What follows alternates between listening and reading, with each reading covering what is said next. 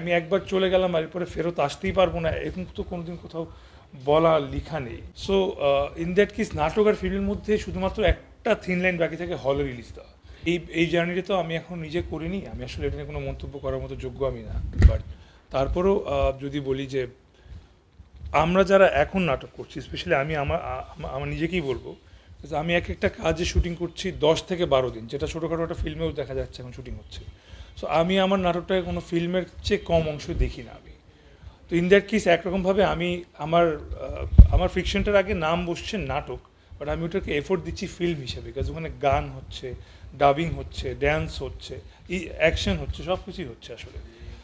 So in that case নাটক আর ফিল্মের মধ্যে শুধুমাত্র একটা থিন লাইন বাকি থাকে, হলে রিলিজ দেওয়া। এছাড়া আসলে মোটামুটি দুটো আমরা কাছাকাছি চলে আসি অনেকেই।